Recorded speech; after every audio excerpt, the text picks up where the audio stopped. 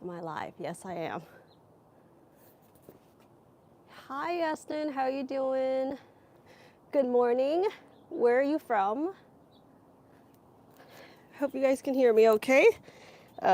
Forgive me. It is my first time going live. I've done lives, on someone else's channel, but I've never hosted one myself, so I'm probably going to be a little awkward. Uh, yeah. So it's about like 8:30 here in California time. What is that, Pacific time?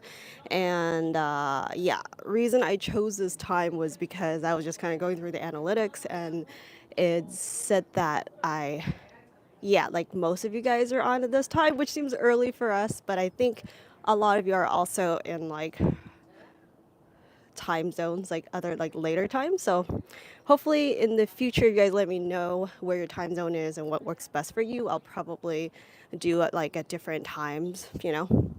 Anyway, good morning, good afternoon, not good afternoon yet, but Dawn, Mark, Serge, Houston.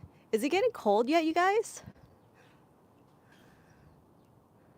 So I'm like so leaning forward. I can't really quite see. Las Vegas. It's starting to get a little colder. I think it was like 50 Fahrenheit lowest right now.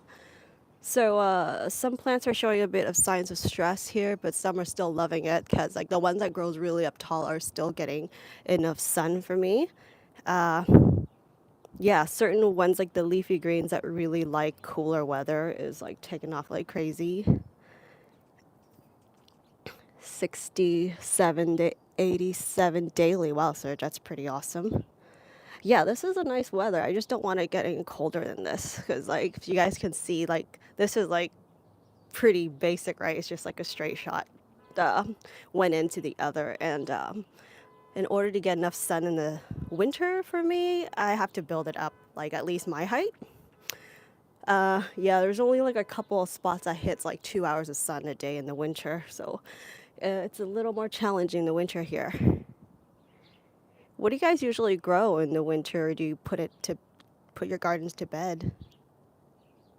Next week we have a cold front. Ooh, Mark, where are you from? I think the coldest it gets here is like, well, maybe 34 degrees, the lowest I've ever experienced here. It's like a couple nights out of the year, so I guess some subtropical plants are still doing okay at that time, just as long as it doesn't get too wet. So we usually get winter rain here, which sucks because it's so cold and it's so damp. Yeah, Vegas, you guys definitely can grow year round there too. And what I'm really jealous of you guys being able to grow in the winter, if you are able to, is those winter greens and carrots and radishes, whatever you guys grow, man. It's just so much sweeter than how we could ever produce it out here, even though we can grow year round. But, you know, the colder stuff doesn't get cold enough for them to really sweeten up. So yeah, I was going to update you guys on the garden because I figure this is like kind of like a better way to connect because I feel like I try to comment, reply to your comments as much as I can, but I really feel like I lack that kind of interaction. Like it really like feels more like like a meetup.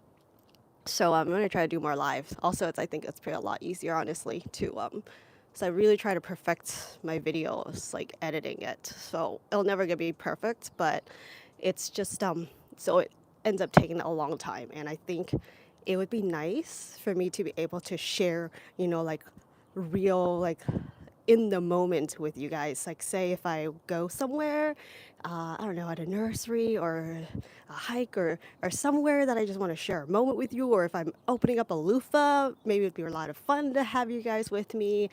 Just moments like that, I think live would be like really fun. I don't know if you guys are down for that. Thanks, Mark.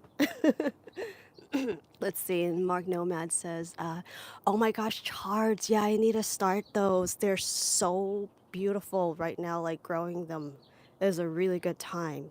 Spinach, yeah, yeah.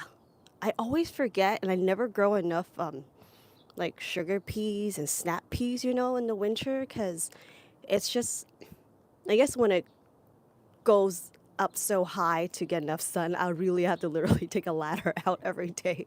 Like, well, not every day. I don't get enough to produce every day actually, but like whenever I want to get to them, I do have to get on a ladder to do it. Maybe I'll get like I'll try out with a clipper or something.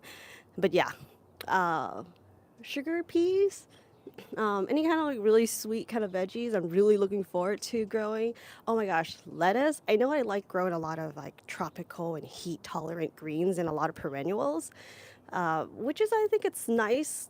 Perennials, in a way, to me, it's kind of like, excuse me, if you're lucky, you can grow them year round, right? And it's almost like a lazy gardening because you can just grow it, like keep, planted there once and you just like kind of like water and nurture a little bit, but you don't have to remove them.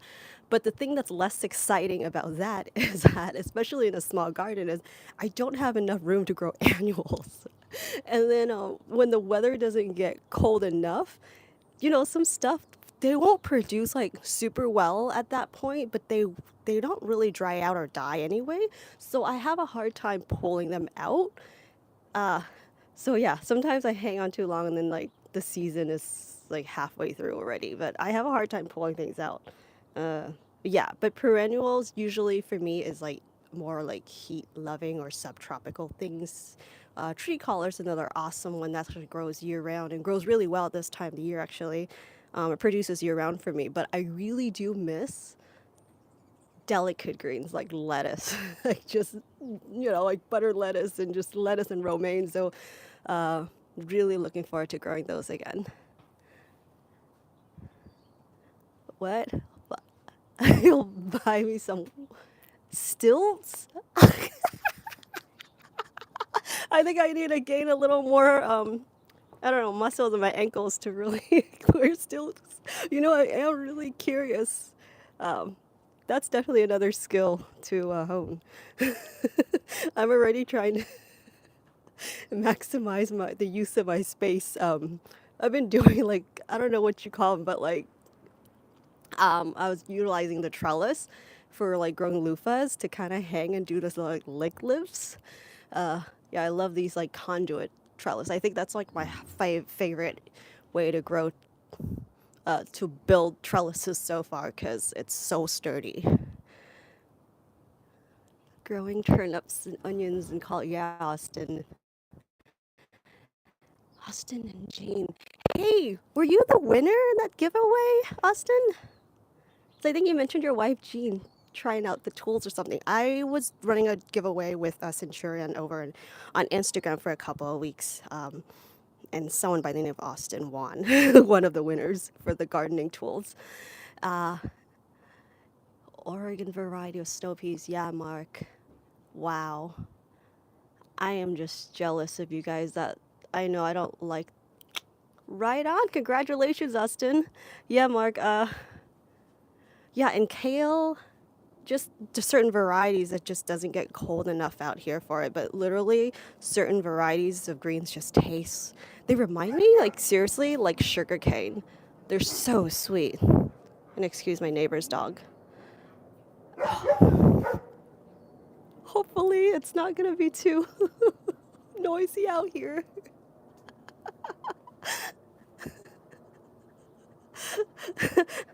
Yeah, I wonder how tall is the tallest Vietnamese woman. I'm definitely, I don't know if I want to say average or below average, actually. I'm 5 feet, so.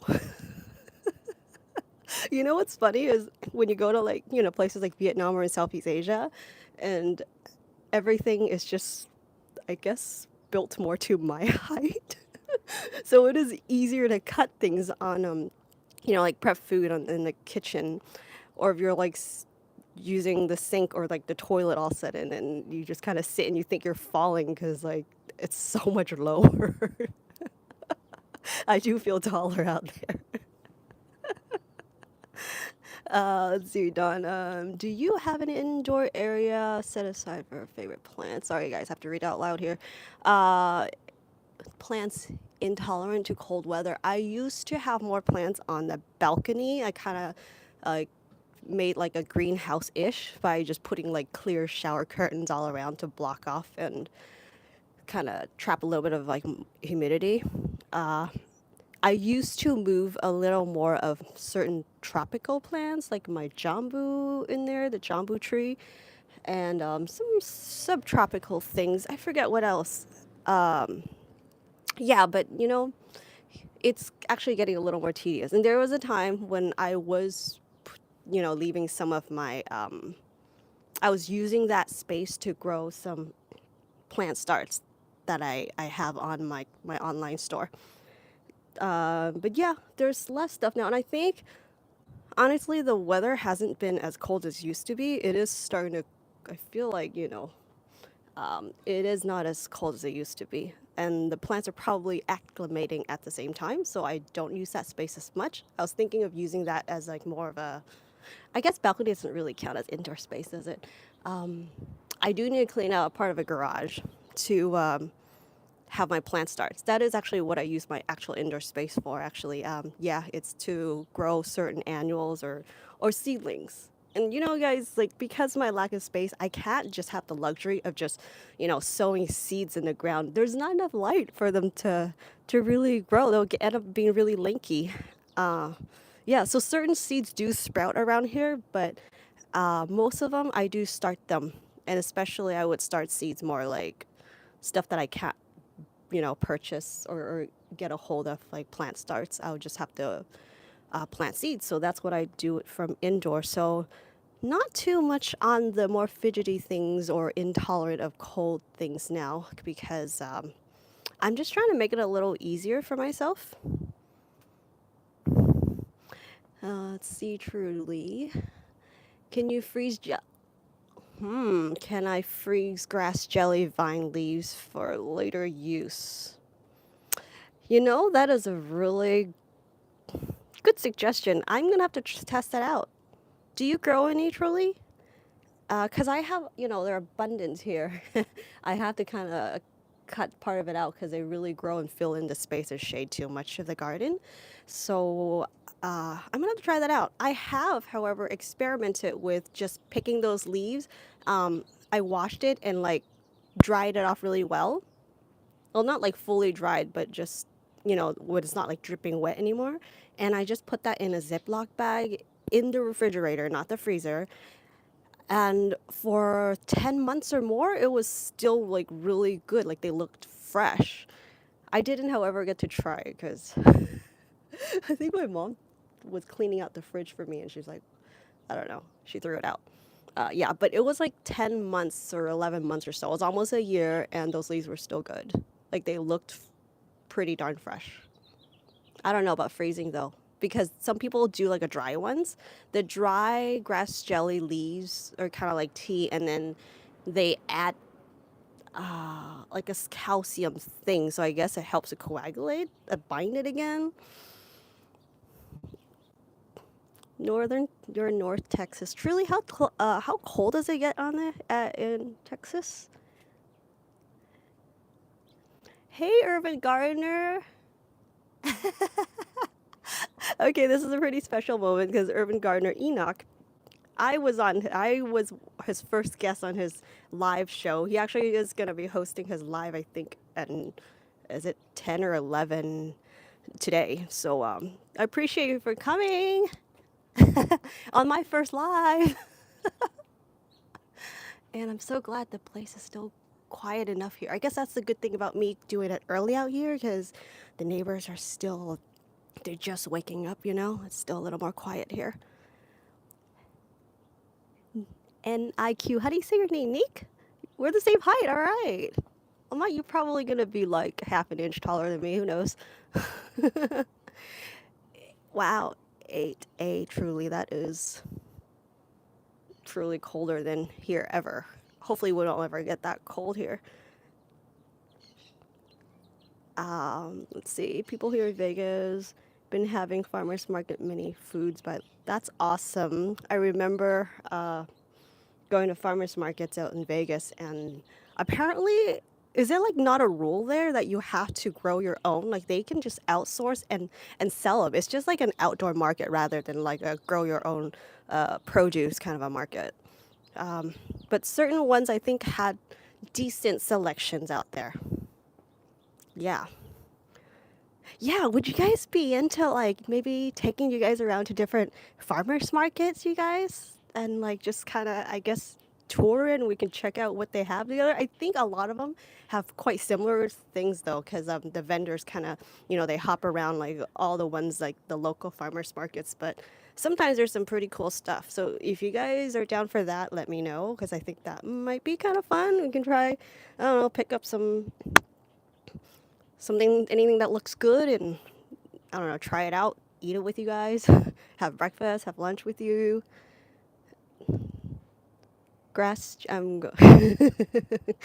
Yay! That's gonna be an awesome and conversational piece for grass jelly dessert for Thanksgiving. That would be fun. That is something I really look forward to in the summer. Yeah, they do slow down their growth, grass jelly for me, but out here in the winter, if it gets enough sun, they still grow quite all right. Not as fast as in the summer, obviously, but they still grow pretty well. And you know what? Apparently, there's actually quite a few varieties of like grass jelly that I found in Vietnam. There's another couple of videos that I still haven't, like I need to, edit. But there's like another grass jelly that has like these fuzzy leaves, and the consistency is crazy. It's even more like jelly like than the one I have here. I think I prefer this, the one I'm growing, the flavor more, but that one really like coagulates like crazy. It's almost like silicone or rubber. Um, yeah. And then there's like the Chinese black jello, kind of like grass jelly, which is actually more like green if you do it, like the raw version. And that one I believe is like in the mint family or something. So it's so like it's mind blowing to me, when you're like, what? Like this one ingredient can make this dessert that I kind of grew up eating. It's crazy. But yeah, gosh, I would love to be able to grow more varieties, like just because these things are actually really easy to grow once you get them growing, and it's they're awesome. I love anything like Jello, like farmers markets for fun. All right. Mark says farmers markets are fun. It'll also motivate me to get out of my own garden. I do get how you, but I do get comfortable in the garden, and I try to do too much in the garden. I feel like sometimes you try to I don't know garden, find my peace, work out, eat. Yeah, it'll be fun to take you guys to different, maybe even like I don't know, arboretums, gardens. If I ever, drive out or something and like go to a farm, a lavender farm, I don't know, just now that I'm thinking like this live thing that I just have to get more used to, like this is gonna be so much fun. I get to like take you guys along with me. Like who needs to ask if anyone wants to come along? I just gotta like, hop on here and like take you guys with me. We can try all these food together. See. Oh, okay. Let's see. Mark failed it. Maybe I should raise this thing so I don't have to keep doing that. There we go. All right. Egyptian spinach. Yeah. Um, I guess I usually grow Egyptian spinach. I start them in the garage, or I even have it on my in my bedroom. I have a little like setup with like a grow light setup. Um, and that's how I start my Egyptian spinach. And there's an airplane right above me, guys. So sorry for the noise. It is getting a little cold for Egyptian spinach now. Malabar is super easy. I got a whole bunch with like ripe fruits. I can't wait to harvest. I I actually don't even intentionally plant Malabar now. It's like that spinach is just. Ooh, it's my dragonfly I just hit. See how small the garden is? You can't even really extend. You can't even. Wow, hit things. Did I ever mention to you guys this is like a roughly most of the space is about 6 feet across. So basically, I'm growing in an alleyway. See, Serge, I think 3 p.m. your time will be good for Houston, so I can watch on. Yeah, that's right. So farmers markets here are usually in the mornings, which I guess you catch the end of it about 11. Aloha! What's up, Simple Life? Great weather there every day, isn't it? Oh, God, yeah. So farmers markets usually end about noon or 1 p.m. for us, which would be, yeah, right about 3 to 4 p.m. for some of you guys. But yeah, I mean, I'll try to, find some different things to do that off, I don't know, different times of the day. Or maybe out if I'm like if I'm in Asia, the time difference would be crazy though for us. But I think it'd be a lot of fun if I visit like really, I want to say foreign, but it's not too foreign for me, like different places. Is there anything like bad weather at all out in Hawaii, Simple Life? You know how like in Asia we have that nice tropical weather, but there's also like typhoon, hurricanes, right? And there's like a long rainy season. Dawn, hi. If I remember correctly, I got a free package. Oh, cool. I hope you enjoy those because they're one of my favorite greens in the summer. I really look forward to those. The red ones actually really fun one to grow too, and I really love eating the younger seed pods of these. They're not as slimy as okra, but actually I prefer when they're really tender seed pods. They have like a really nice snap to it, even better texture than like um, an okra, in my opinion. But yeah, they're really good, and the Egyptian spinach has a really delicate feel. So that is like my summer lettuce. Really enjoy those. It doesn't have like the rough texture, kind of like kale or collards. You have to kind of massage it to soften when you want to eat them raw. But Egyptian spinach is great. Um, yeah, but a lot of the heat tolerant, really heat tolerant greens, I find a lot of them have a little bit of that coagulating, like pectin, a little bit of that slime, slime to it. When, yeah, like the one behind here. This one's actually about to flower. It's the what is it called? Barbados gooseberry. So you can harvest the leaves, and then they get those little fruits. And those fall is usually when the flowers bloom, and they look like mini dragon fruit flowers. I don't know if you guys seen that video. Yeah, and then the fruits are like tiny little like sun gold cherry tomato looking things, and they're just really cool. And then the leaves are able, we're able to eat those. Yes, the leaves are available year round, so I think that's actually a really valuable plant for me to grow instead of the dragon fruit, which is like to my right. Yes, the right of me. I, gosh, but the thing with dragon fruits is that they've been flowering more than ever. Uh, Thank you, Mark. I did. I hit 1,000. What is it? 100,000 subscribers. I forget when. I did. I did. um, yeah, I've been on here for a while, but I'm so glad I'm finally connecting with you here. Oh my goodness. Thank you guys for being here. I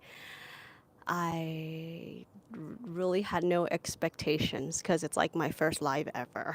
So, thank you guys. Yeah, but the dragon fruits. I was thinking it's not really good for real estate, just for the value of it having a flower just once a year and then the whole time just taking up this room.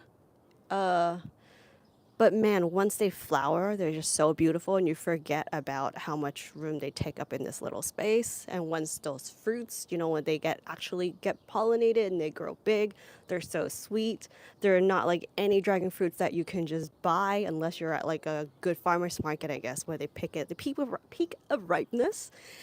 Um, but then when they're not flowering in the winter again, I look at them and I go, huh, maybe I can use this space and grow something else. You guys ever have that feeling? Who's growing in a smaller space than me? Oh my God. And I don't really want to let go. I have a hard time letting go. All these dragon fruits. I think at the beginning of the year, I made a video and I told you guys one of the things I wanted to do this year was to minimize, so it makes my life easier, right? Because one thing about growing a small garden is, in a way, it is smaller, so it's like seems like there's less to tend to, but at the same time, there can be more work if you want to grow like a huge variety. If you grow a few varieties, they will grow really well and it's so much easier to maintain. But if you grow like a bunch of different kinds, you're not really going to be able to allow these plants to maximize their growth. You'll have to keep, cutting them back and all. Otherwise, they shade off and they take up like room from like their neighboring plants.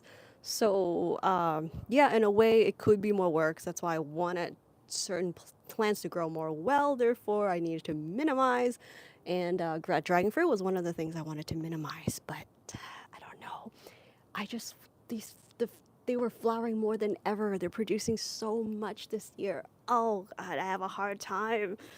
I don't know. What do you guys think? Should it stay or should it go? I don't know. I feel bad. I'm talking right, like literally discussing this with you guys, like right. Wait, let's go this way. Right here, like he's like right there. I feel a little guilty. Keep him. All right, sunshine. I'll keep him for until I keep thinking. But I'm so out of room. Like the Barbados gooseberry, I have like a variegated variety that has like beautiful, beautiful leaves that I feel like it could take the space of the dragon fruits. But I don't know. I might keep it for a while because if you know me well enough, long enough, you'll know that I have a hard time letting go. So chickens, dragon fruit. Wait, what? Oh, okay. Sunshine Country Chicken says my dragon fruits are 1 foot tall. Awesome. It is exciting to see them climb, especially mine. So much longer. It takes so much longer for them to climb because it's literally, well, it's in a pot. So if you start from like the surface of the pot and where it actually grows up, the dragon fruit, it is like 6 feet. So plus the container is like at 8 feet tall. Mark, thank you, Mark. Super chat. Oh my god, I don't even know how this stuff. How does this work? I guess.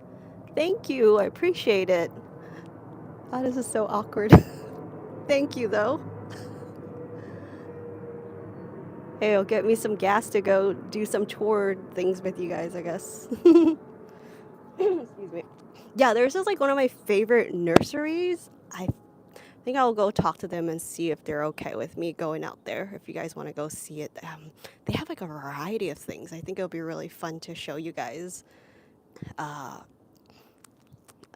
Let's see. This is so cool. So, I guess this super chat thing is staying out here for a while. Okay, there we go.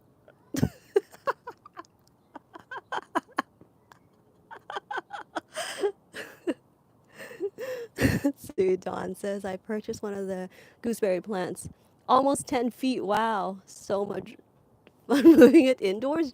Don't get pricked. I'm looking over at the really old stems are like this thick, and the spikes are like nails. And then I grow this like the shade loving Japanese herb, what is it called? Japanese mugwort. Yeah, around it. So I have to carefully pick. If I go in, too deep, I'll literally get stabbed. But yeah. Yeah, I love it. See, I have a variegated leaves, like that variety, Dawn, of the Cape gooseberry. I really want to grow, but like, oh, it's hard to grow prickly things in a small space, if you know what I mean. Hence the dragon fruit being like 8+ feet tall, so you don't hit it. Yeah. Now there goes another plane. Already have. Oh, is that the fun of it or what, Dawn? Uh, so I used to, yeah, when I was growing more of those stingy nettles. And there's this one lady at the farmer's market that actually sells really awesome, like it looks more organic, like her food, than other like produce growers. And she would have stingy nettles for sale. And I was asking her on tips on how to or how does she pick them, right? She says she just used her bare hands. And I think when they're younger, it's not too prickly, but when they're old is when it's like like really mature, like the stingy part is so firm. Anyway, she was telling me it's like acupuncture. Uh, I'll always remember that every time I get poked by something. Hi, absurd nerd. I remember I see your face on the comments a lot. Thanks for stopping by. Do I prune the thorns? I prune thorns of roses if I take them inside. That's actually... I could experiment pruning some thorns, actually, huh? That might help with certain places, so, yeah. Good idea. Have you done it before? Hi, Garden Guide. Thank you. Dawn, let's see. I think it's a nice way of saying, don't get close to me. or toughen up. I don't know. Could go one way or the other. So the thing that's growing really well here this year, it's actually the tuber vegetables. The ube is growing like crazy. One of them, it's growing and kind of like lifting up. I can actually see part of the tuber right now. So I'm kind of anxious, wonder how big it got. You never know, that's the fun thing about growing root vegetables. It's that you never know. You dig it up, it could be way bigger than you expect, or you see something popping up, you think it's huge, and you dig under and it's not that big. But it's growing like crazy, which is great for that plant, but it's also a problem for others because everything is so close together. As some of you guys may know, I went to Vietnam. I was out there for a few months. Yeah, when I came back, some plants were not looking good. Some plants were doing amazing. Ube is one of them. And I had the the shade cloth on just before I left because I was afraid certain things were going to get too hot and I wasn't around to maintain. But then the ube grows so well, it was kind of growing over that or on top of it and everywhere. And it's kind of like a vine. It kind of like trails and it kind of grew through those little, like the weave. And then the banana, you guys can actually see, you can actually see it right up there.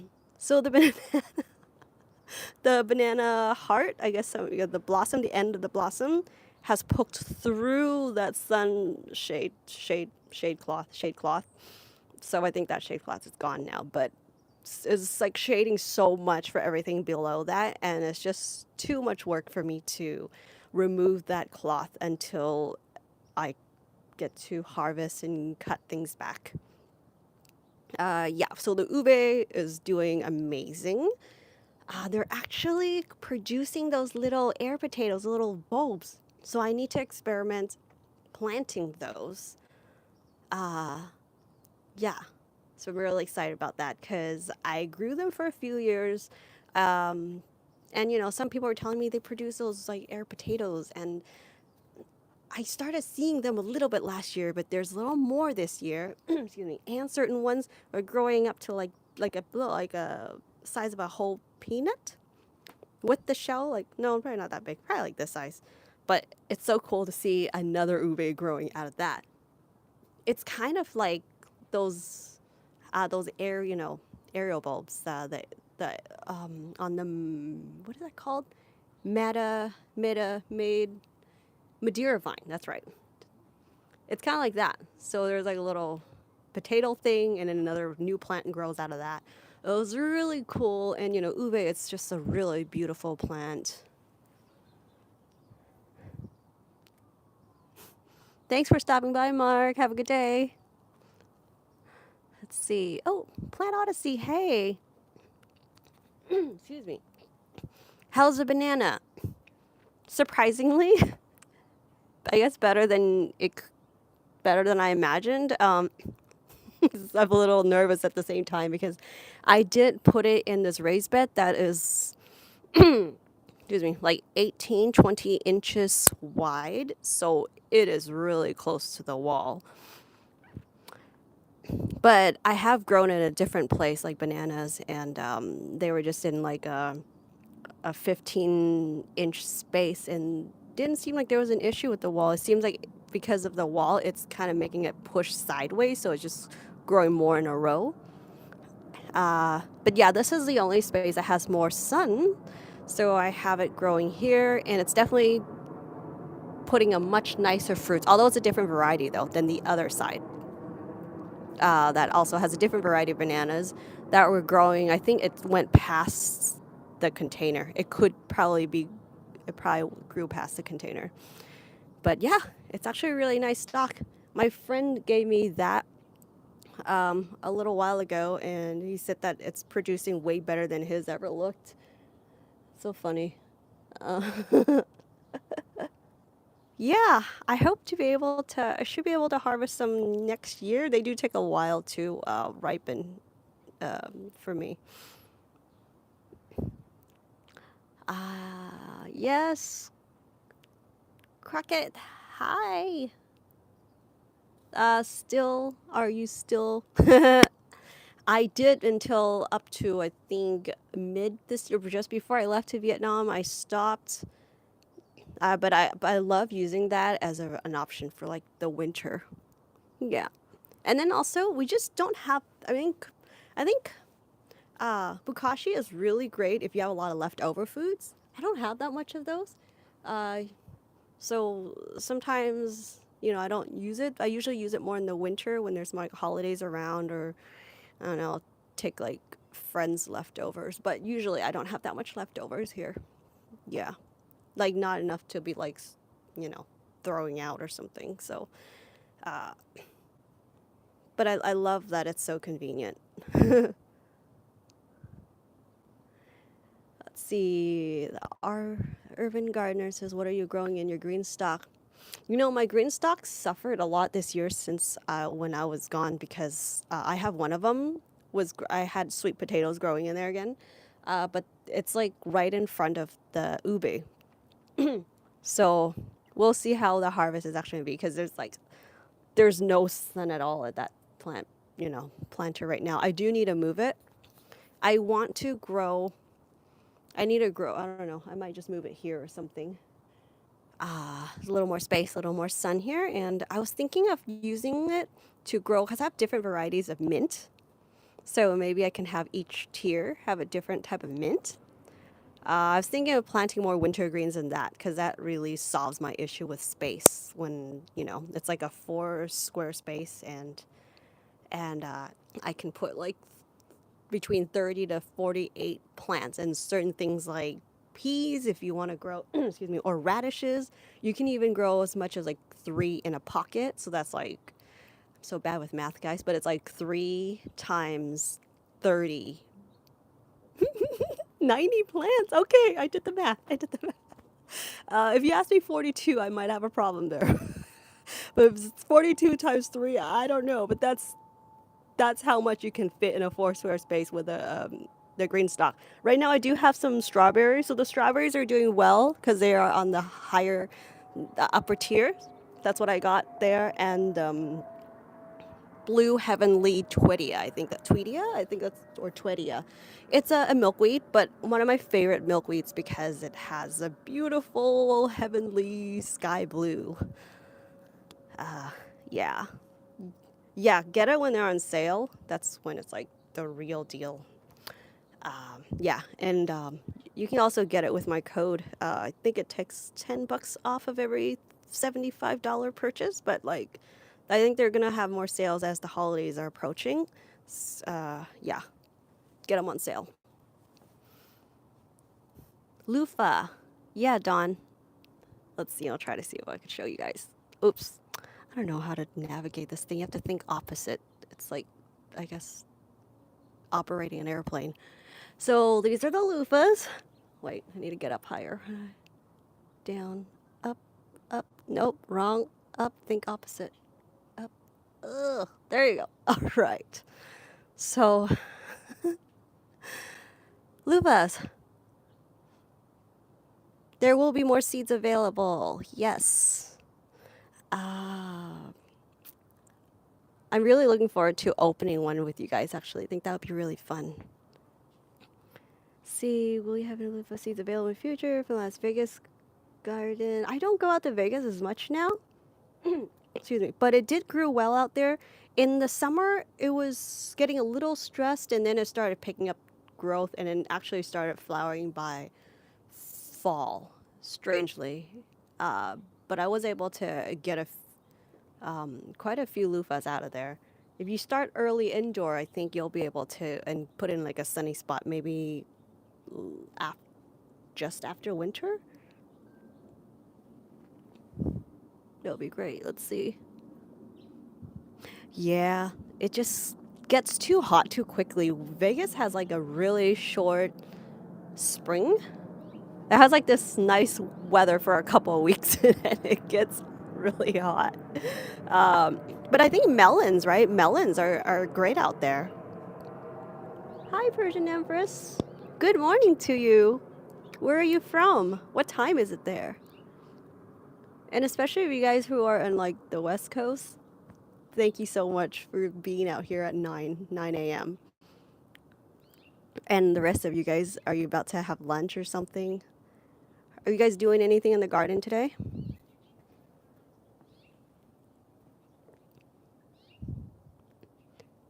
I still got like, I don't know, it's endless amount of work here, right? Houston, awesome. Yeah, it seems to be getting cooler now. It's just like 7 a.m. The sky is barely, brightening up here. I guess the time's changing up pretty soon now. Weeding, that's important. Is there any edible weeds that you can save? I just pulled up some dandelions. Um, I might have planted it intentionally at one point because it's like a variety that looked almost like the Italian chicory. Is that what it's called?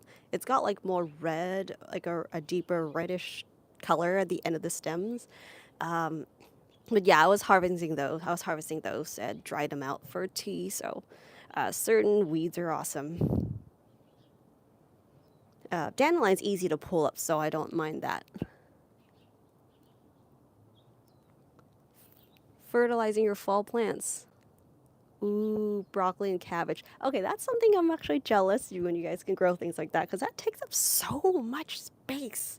So, um, it's okay. I'll just get them at the farmer's market or I try to make use of my space growing the things I can't.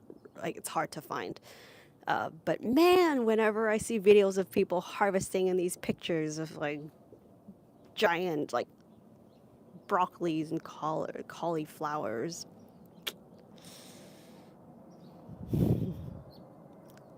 straighten most of my fruit trees after a windy day. It looks like Michael Jackson. Has it been really windy out there? Where are you coming from, Serge? Charlie's no weeds that I reckon. Okay, yeah. Better not to better not to eat them if you don't know what they are. Don't be eating random stuff like I do. Um, there's been a lot of morning glory out in my parkway. All of a sudden, it's like that became a weed. I've never seen like one single plant until like this year. It's kind of odd, but I was thinking, the parkway actually gets more sun than anywhere around here. I was thinking maybe I should like grow some stuff out there. I've been wanting to do that actually, but I think I'm really gonna start on that project soon. Um, just grow like more common stuff out there, maybe. It's just sometimes when you put so much nutrients and everything, and it's just when you lack sun, you're like, what's the problem here, and all of a sudden you have like one sunny day and boom, those plants grow like crazy. You're like, the challenge of growing in a small space. So I grow a lot of leafy greens. see. Crockett said the broccolis are. Wow, really? That's awesome. Okay. Broccolis are growing in your green stock. I did a whole green stock of them and spinach. Looked. Oh, that's smart. I wish I could try that. Although, they grow so. See, the green stalk is awesome for leafy greens for me, but anything that really spread like wide leaves, I don't even have room for that. Um, when they spread out, it's like the container itself is like 4 feet.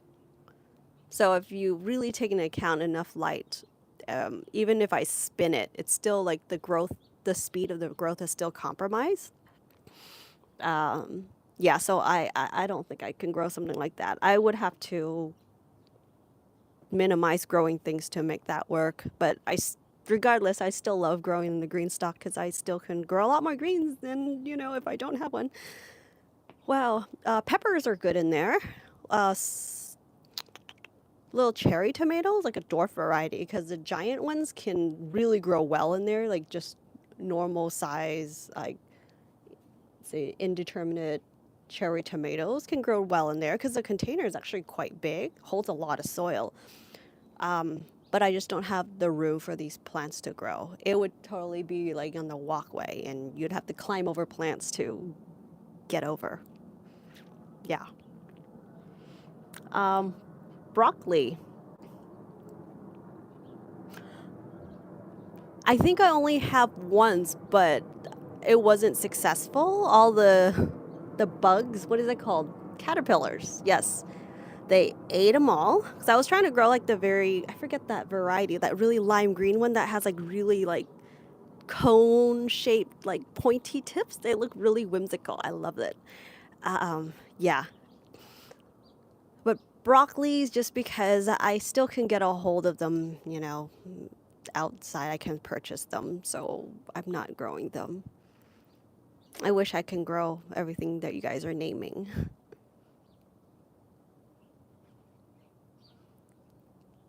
Hi, G Mama. How's it going?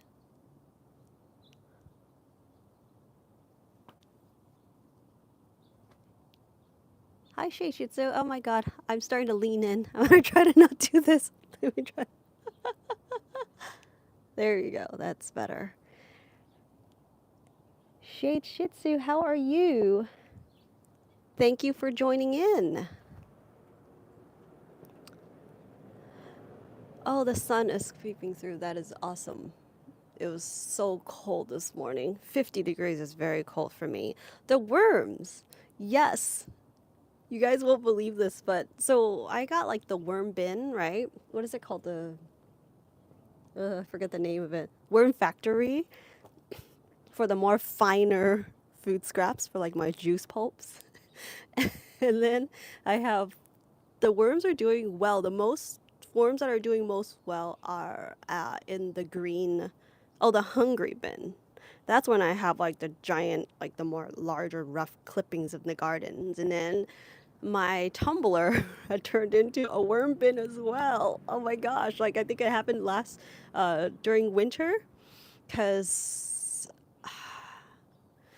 I think I dumped a little bit of soil in there as a base with some microbes, and there may have been some like a little bit of worms in there, and then they just my tumbler doesn't get too hot because barely even gets hot actually because there's not no sun. Yeah, so I still feed them with hair. I just cut my bangs, so yeah, I do. The most one time when I was traveling and I went and got a haircut and I asked him if I could keep my hair. Like they thought I was crazy.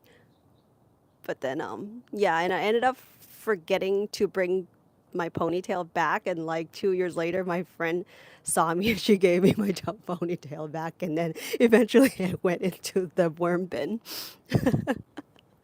But yeah, there's just so much shade here. Everything just turns into like a worm bin. Like, you know what would be awesome if I could just move that tumbler to the parkway where there's sun, and then the community can throw stuff in there, But I don't think I can do that.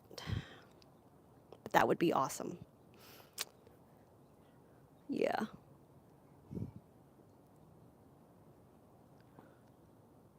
How do you say your name? Blissilda? Blissilda? I'm so sorry. Don't mean to butcher it. I'm really terrible at pronouncing things. But hi. Hi, Lillian. What's my favorite guava variety? Ooh, red Malaysia. I've never had that one, but it sounds very enticing. Yes, I bet it's a beautiful tree. My favorite so far has been if like I guess it's a little normal. It's like a round, I don't know the names, guys. Like a round, creamy white variety. When they're ripe, they're so fragrant, so delicious. And the green, just the normal green ones, are super hard to find like a really good one. But if you do, which is actually a variety that I'm growing now from my friend's dad's tree, it's like the best I've ever had. Because usually, like the green outside, the white inside, they like, a lot of Southeast Asians like to eat that variety and it's crunchy. But that one is so sweet. Well, his is really has really good flavor. I think I made a video on it. Yeah. Uh, and have you ever tried, Lillian, the guavas? If you have too many of them, like ripe ones, like really soft ones, if you blend it and strain it, it makes really good jello. It does have to sit for a couple of days in the fridge to bind, but it's so delicate and like a really good delicate jelly. It's a pain in the butt though to strain that thing. I will have to tell you that first, but it's so worth it.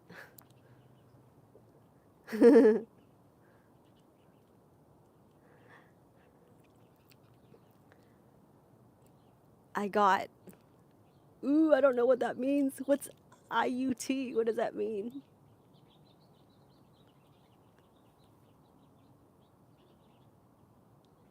Hi, G Mama. I will have many fruits next summer. I'm excited for you. I'm so excited for you. Yeah, fruit trees. Sometimes, like, I think leafy greens, are so nutritious, but it is when you grow the fruits that makes you feel like, wow, know? Like I feel like I'm really harvesting. It feels like more abundant. Um, which, tomato stuff like that counts too. I feel that way, like the same way when I'm harvesting like eggplants and tomato, like the vegetables too, but more like the fruit, rather than like the greens.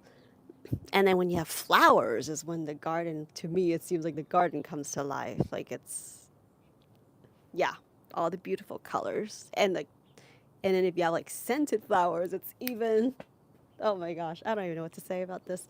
I did started gardening, growing succulents and flowers, like fragrant flowers.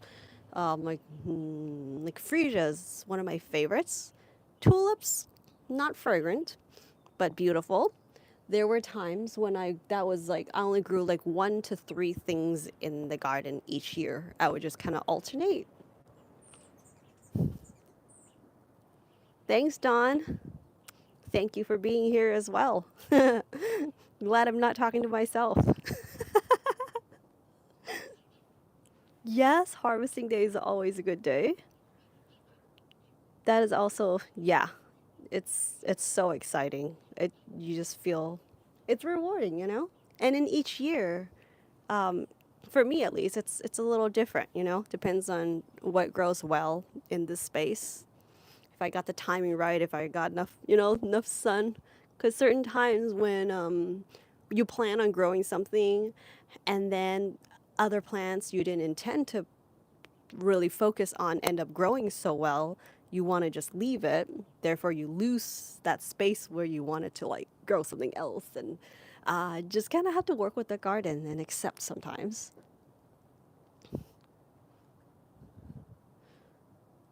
The nice thing about having trees, well, if you have a lot of sun, the trees, you can grow your fruit trees or any kind of trees and then grow some things beneath it. Um,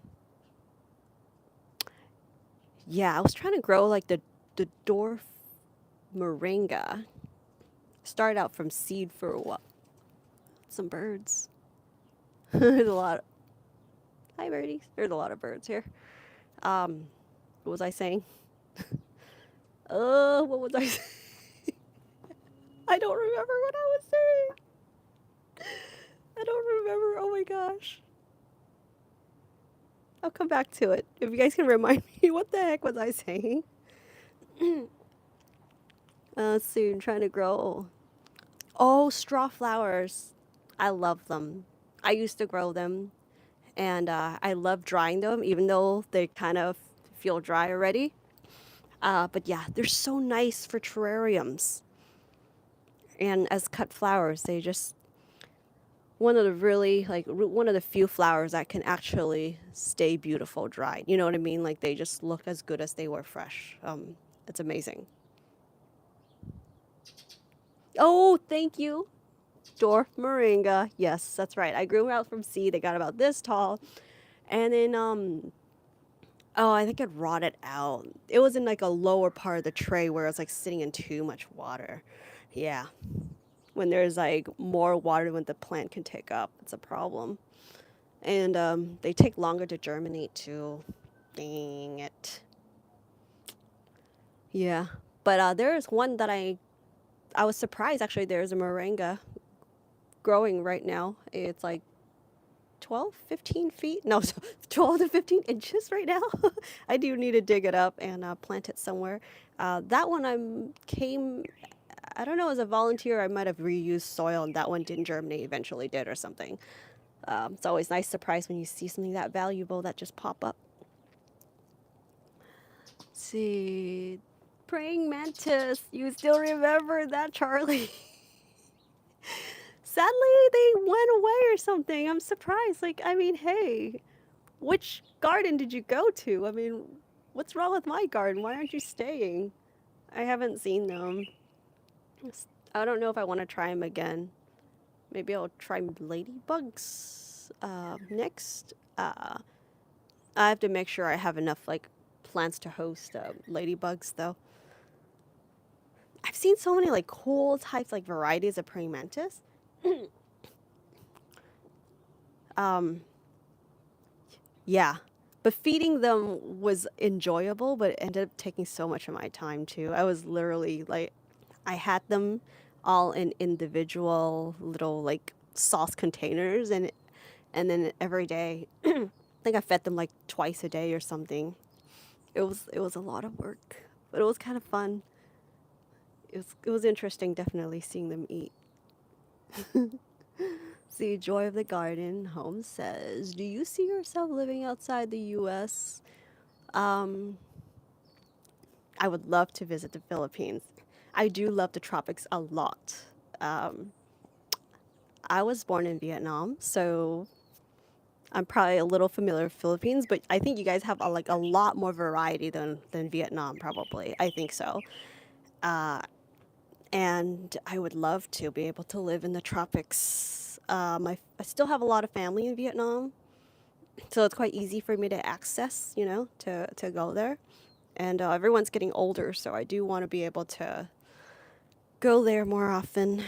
Um, Even living there would be awesome. Like, it's just the amount of things and like food and space out there you can grow and just um, I don't know. I do love the tropics. You can grow all kinds of bananas and giant ube. Joy, you're watching from two accounts? Wow. What? Thank you. Am I broadcasting at the same time? Is it lag in any one of them? Hi, LGGG. I don't know how to say it. Thanks for joining us. L triple G.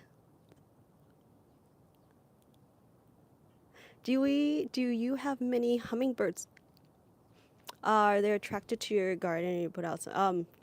Earlier this year I was trying out attracting them because in the winter I feel like some flowers were lacking, so I was making syrup for them. But after that, I stopped doing it once like some flowers kicked in, like my Mexican honeysuckle. They love that plant. They love those flowers. Oh, and right now my pineapple sage is doing amazing. Uh, it's got like the more like a lime green variety. They're so beautiful, you guys. I have to show you sometime. Yes, but they produce these beautiful like fuchsia, kind of hot pink flowers. The bees love them. The hummingbirds love them. Mm. Oh, the hummingbirds really enjoy,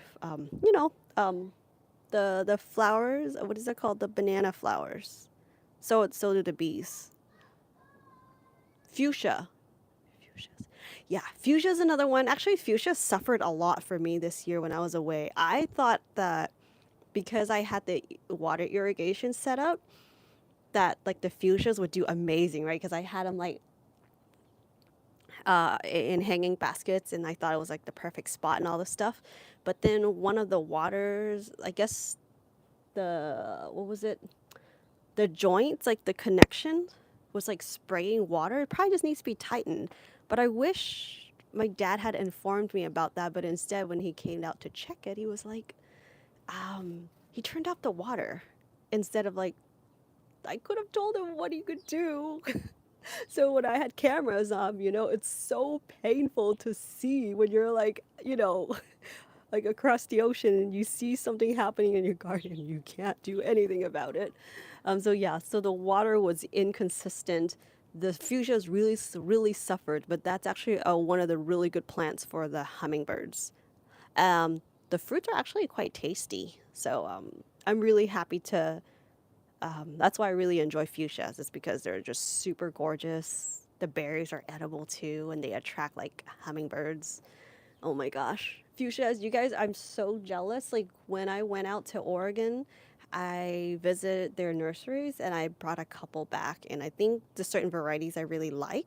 They really don't like the heat here, so it's difficult. But yeah, you guys living in places actually gets like no. I think the South or the East Coast, Pacific Northwest particularly, like fuchsias do amazing out there. Even out in full sun, I'm like, what the heck, Full sun out here, they'll get burned. But my problem here is when it's shade, sometimes it's not like bright, indirect light. It's like, it's literally full shade where there's not enough. It's hard for them to bloom when there's like not enough brightness.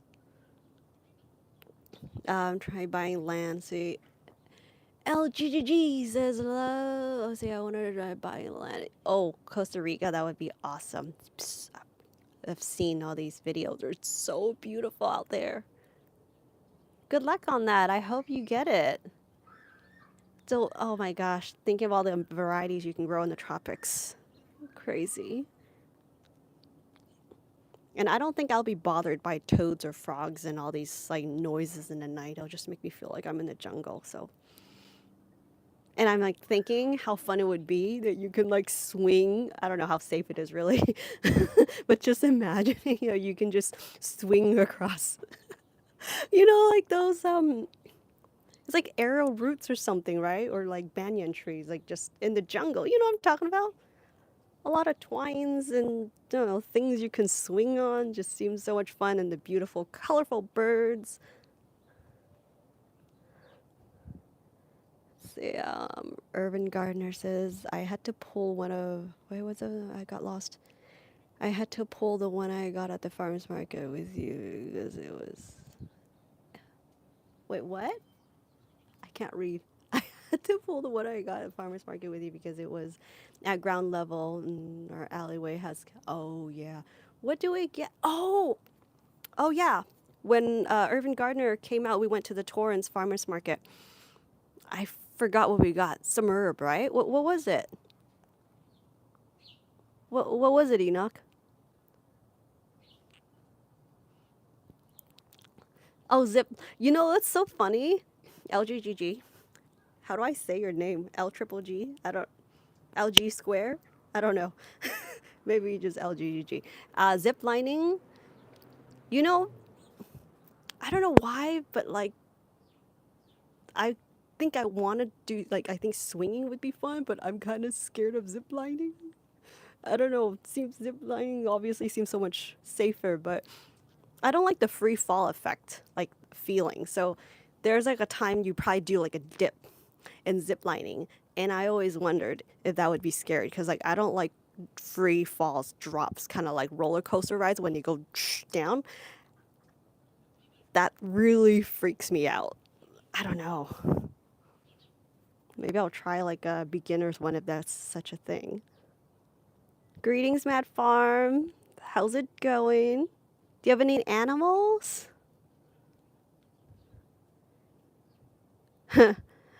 Thanks, Shane. I grow it myself. Sorry. Such a lame joke. Okay, let's see. Pineapple sage. Oh, then you gotta grow this other one that I'm growing now, Enoch. I have the lime color. So it's like very yellow green, really stands out next to your like dark green leafy greens. It's super beautiful. And I think that pink color is slightly more bright than the normal pineapple sage. I'm actually cloning a bunch of those, so hopefully I will get that up at my online store soon because it's super gorgeous.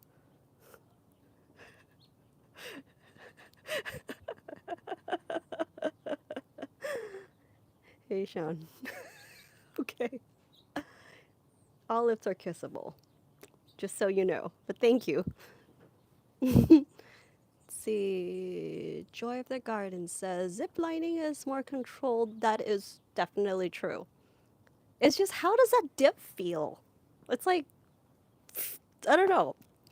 I feel like if I had like an action camera with me, I'm scared I'm gonna drop it. I would have to like, like strap it around my wrist. Like, it it looks a lot of fun, but I don't know about that dip part, man. Can how controlled can you go slow on Trinidad and zip lined over the junk? Wow. Oh my gosh, next to the ocean, and it was really scary and exciting. Yeah. Yeah, definitely. It's exhilarating. A lot of people like, I guess, that thrill. It's kind of like when people used to tell me amusement parks, when they said that you may think you're scared, but after you go on it, you're gonna want to go on it again. My experiences were like, mm-mm. I do not like the feeling of being scared. Like I think I like excitement to me is more like just fun. Like yeah, fun, but like the feeling of my organs not catching up with me with the gravity, like my heart and my organs are like up here and my body is falling. Like it's I don't that's too scary for me. Where do I propagate? Wait, where's your pomegranate plant? That's at the old place. I moved for a while now. Yeah, R was asking. I had a video of I have another. Someone gave me a pomegranate right now. I don't really know where I should put it. Maybe it'll just go in a parkway. But I have started a new one that has like 3 fruits on it right now in a 5 gallon. But I had a pomegranate tree at the old place, and there were like amazing amount of fruits on there. They were like the really bright like red. There was like a lot, and freezing them were so fun because they would like pop and have that little like juice that like go. Yeah, they're really good frozen. My dog loved it too. Yeah. Hi. Thanks for coming. How do you say your name? Louis 58. I'm sorry. I'm really terrible at pronouncing. But welcome. I'm glad you're able to join. I know.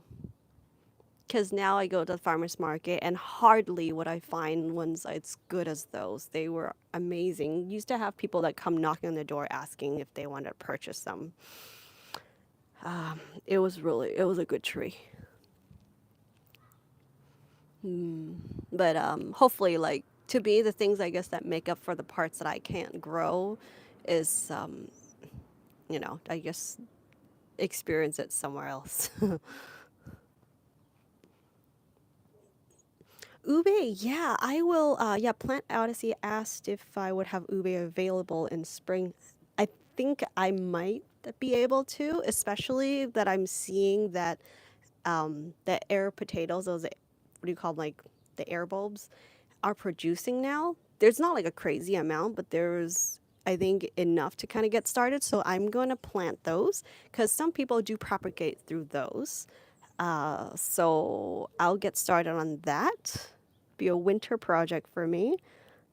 But yeah, did you guys know that ube has like it's so strange how they market it as like sweet potatoes as ube. It's like an Okinawa sweet purple sweet potato or something, and everywhere, they're marketing it as like ube. Um, Desserts. They use that as like the powder, and they're like it's ube. Like what? They're not even the same plant at all. They don't taste or smell the same. They grow differently. Like nothing about them. Well, maybe just the part that they're purple. Um, yeah, but actually, the true ube, just so you know, it's got a little bit of like a sliminess to it. It's like almost like a taro. It's almost flavorless. Awesome, beautiful colors. Very good, I think, dense, like calorie kind of like food you want to grow. I guess part of a survival garden, and they're really hardy to grow. But it doesn't taste like a sweet potato at all. It is not sweet. Um, yeah, but a beautiful, beautiful vine.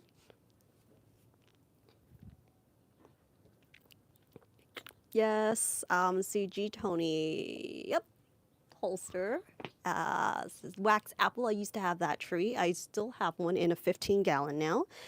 Um, so hopefully it would fruit soon. I think it would just take off like crazy if I have somewhere to put it in the ground, which I don't right now.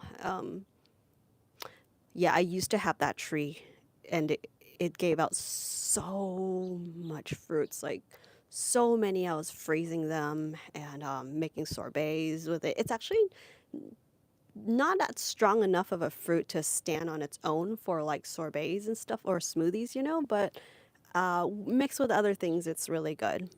I love them in salads. They actually have the perfect crisp and bite and sweetness for like a salad. Yeah. Um, did you know that jambu leaves actually smell like the fruit itself? So sometimes when I miss the fruit, I just kind of pinch the leaf. Let's see. I have both ube and red skin Japanese potatoes in my bed since May. Still waiting for a few weeks. Hope you get a great harvest. That sounds exciting. No, I'm actually in zone 10. So I guess even luckier than you think. But I have such it's a very microclimate here, and I think in my garden because it's more like an alleyway, I feel like we're like half a season behind. Just like my loofahs, it's now fruiting the first time this year, like because it takes a while for it to get up, to the trellis. But once it makes it up to that trellis, it definitely gets a lot of sun. But the trellis is almost to the height of the roof. Like yeah, I can probably put out an outdoor grow light this winter to get certain plants growing in the more shady spots.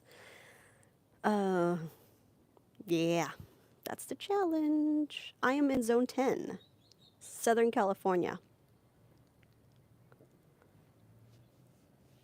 Who can eat more durian? Oh, I would do a competition if John's down with it, but he doesn't like to eat fast. I'm a pretty slow eater too, but I think he's slower than me. Hey, it would be fun, huh? Should I get a durian and like get on live with you guys? Just like, or maybe get some like tropical fruits or some sort of fruits, and like come have you guys join me. John is mostly in Vegas. Yep. Although I think he travels and he's in Vegas. Yep. We visit each other's gardens whenever we're around.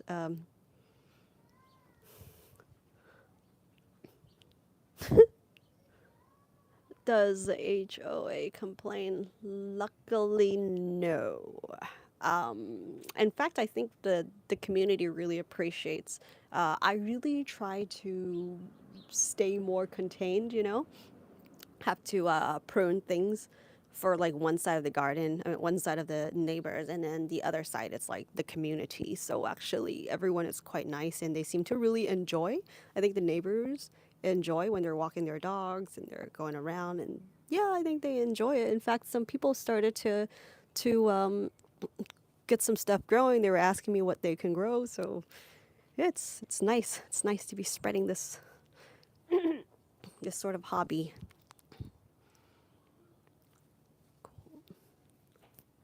La Vida. Did I say it right? I hope I said your name right. Thank you, R. Thanks for stopping by.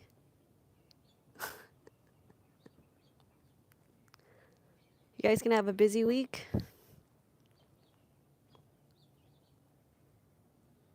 Lovey. Awesome. Yeah, there's a lot of projects out here. I think ever since I've been back, it's like um, there's a lot of work here. I'm just so behind. Garlic. Oh my gosh. Yeah, I put out garlic last year. Last year? I think it was last year. And then yeah, all this stuff just I don't know what ate it. Like what kind of animals would eat garlic? I don't dug them all up. They were gone. I've seen possums around here. I've seen mice. I don't know if possums would eat. I've seen a raccoon before. I don't know if they would eat garlic though. My garlics and some other. I think elephant garlic is what I put down. Yeah. Say Enoch says today on our show we are talking with Mari's garden and kitchen and oh wow, exciting! You guys should go check out Enoch's show. What time does it start? Um, do I have a canistel? Out where? Matt Farm's asking, do I have a canistel out? No, I don't. Lillian, the Wong Farms in Mega, California. Oh my gosh. I would love to go out. It's a bit far out for me, but I will definitely keep that in mind. Salton Sea is one of the most gorgeous places. I would love to go out there and like take some photos and stuff. Um, I love Keat mangoes. It's one of the better mango varieties that we can purchase. Yeah, they are so good. Thanks for the recommendation. I will keep that in mind. That would be like kind of a fun road trip.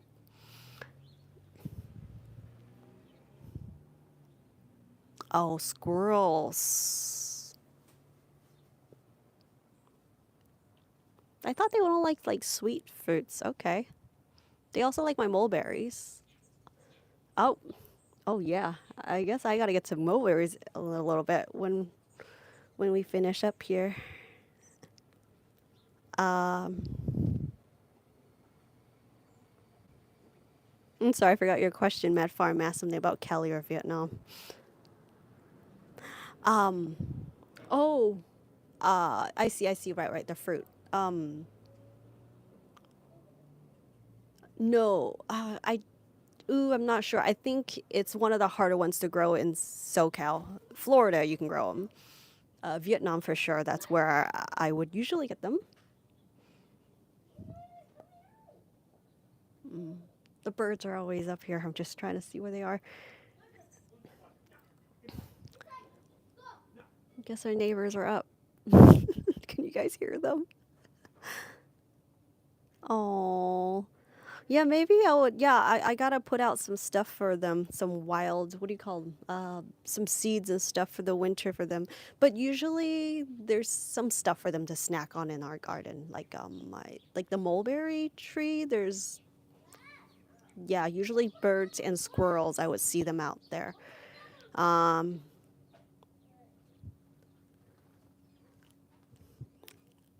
I don't know what kind of birds they are, Nate. Yeah, I never actually try to find out. They look pretty normal to me. Although there was one time I saw this one bird, I think the tail had dashes, like streaks of blue and white, but the body was just kind of like a normal brownish gray. That was the most unique one I saw, but the most of them were like the regular, kind of like their little brown ones with like little light brown or white spots on their body. If you can identify that. Thanks, Enoch. I love, yeah, it's so much fun to climb that mulberry tree. Um, it's not a very tall tree, you guys. It's about the height, like the most I climb up is like just to like the roof of the house. It's not that tall. Um, and I try to be as careful as I can. It's just, it's just a lot of fun. Um, yeah. In case you guys don't know, I love to climb things. So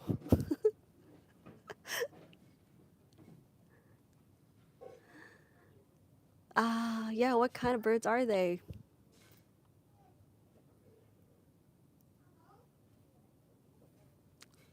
I don't know.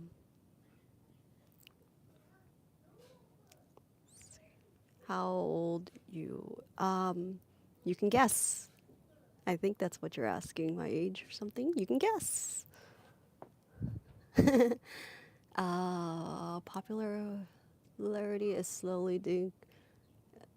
Oh yeah, the that egg fruit, the canistel. Yeah, there's certain varieties that are better than others. I think. Um, yeah, I had this other kind that's more like a. Oh, okay, okay. I'll try to describe this bird to you. The bottom has like a more like a light grayish white, and he's flying. Oh, he just stopped, landed right on the uh, banana. Okay, it's not like I can zoom in, so that's not helpful. But this would be a really cool photo to get if I can. It's just a normal bird. How nice is resting on the banana, the rack of bananas. Um, yeah, there's a variety of egg fruit, the canistel. That's I don't know. It had like a better taste than other ones. But to me, it reminds me a lot like sweet potatoes. And you know what's so funny? I tried dipping it in like a sriracha, like a chili sauce, and it was really good because one time I got a hold of a lot. There were like a lot around, and I was getting sick of just eating it by itself. And any kind of like really sweet fruits, I find that like this chili sauce stuff really like spikes it up. Like the flavor is phenomenal.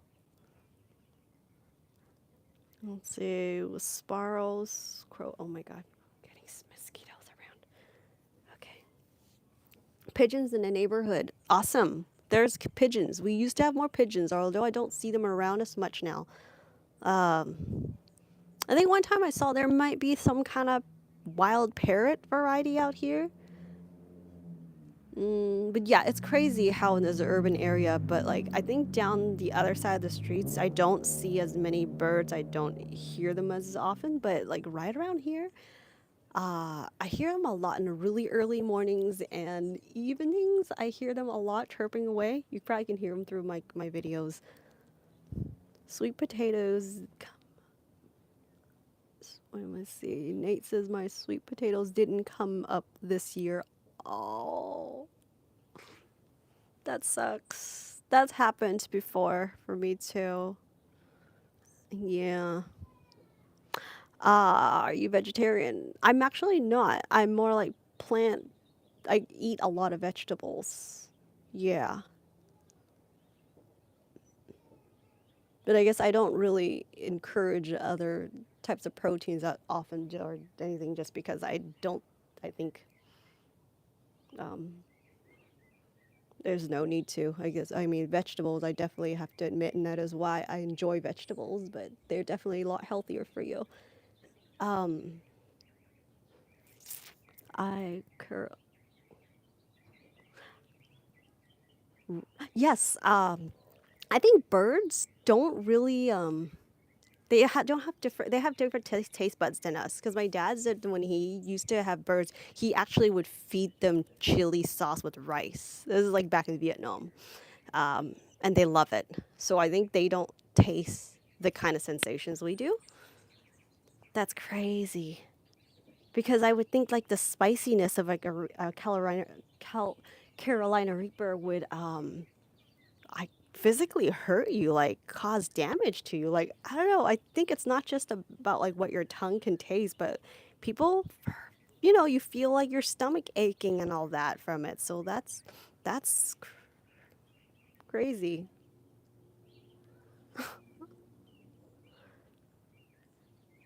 Jalapenos too hot for me, so I don't think I'll ever try a Carolina Reaper. Those loud green parrots with the red head. Mmm. I can't remember if I've ever seen. I may have seen those. Yeah, those red. What is it called? Those green parrots with a red head. So are those like considered wild? National. Oh, I lost your name there. Okay. So thanks for stopping by, Dawn. Let's see here. Oh my goodness. I've been on here for what is this? Almost an hour and a half. You guys are amazing for coming by. Thank you so much. We probably should be wrapping this up in, what do you guys say, like 10 minutes? Parrots love pepper, so they must be, they're probably parrots that, yeah.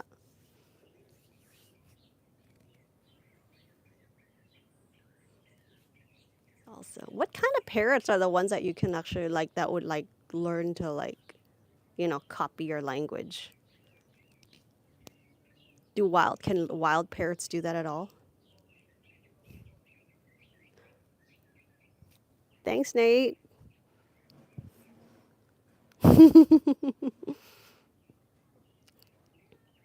Oh, thank you, Louiski. Yeah.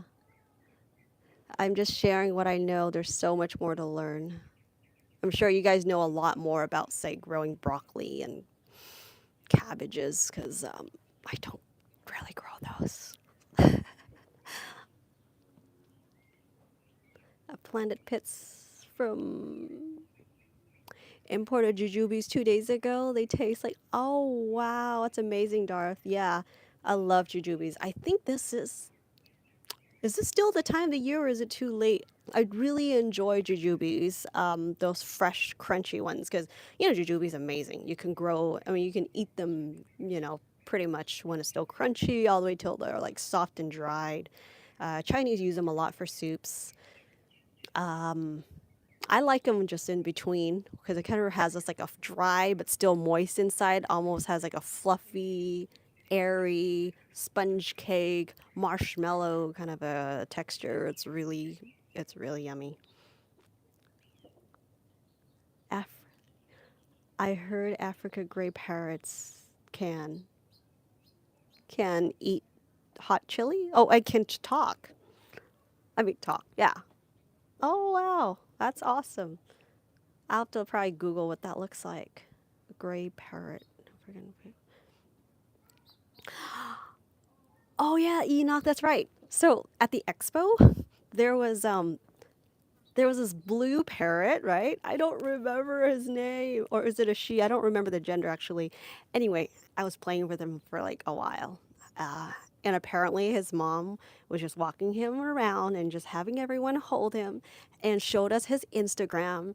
And he's met so many famous people. I think Arnold Schwarzenegger's the only one I remember. Like she was like showing, she always mentioned like he's met Arnold and I don't know some other people, but she like showed showed me their pictures, and that bird was awesome. Yeah. And the animals, all the dogs out at the expo. I think one of my favorite moments, yeah, when people just bring their pets there. It's always so much fun. The Heirloom Expo. It's out every year, hosted by Baker Creek. It was out in no, Ventura, sorry, Ventura. Still in SoCal though. So if you guys are ever around, it usually happens in September, like sometime in the fall. I think it's September. Definitely you should go out there. If you're into plants, that place, man, it's like Disneyland for gardeners. It's insane. Like one year they used to have it up in Northern California, which was awesome too, because I love being able to just take hikes, out there and just see redwoods, places like that. Um, and I would prefer to drive if I can because there's so many selections of plants that you can purchase, and a lot of really good vendors out there too. So like it's so much easier to bring stuff back if you like drive. Yeah. My mom enjoys gardening. She does. Uh, in fact, before I started growing food, she was the one that started growing food. Like she didn't grow a whole lot, but there were like a couple things, a few things she would grow, like a Thai Vietnamese basil. The Genera longevity spinach was becomes like an old time, I guess, in the family growing it. She started growing that one. Like she grows a few things, chives, green onions, not chives, but green onions. Yeah, a few things. But she tries to help around. Like she likes to be helpful. Like I think some people who likes to do things, they get depressed. Like they want to continue working, they want to keep going, they want to feel like they're helpful. Like that's when they're most happy.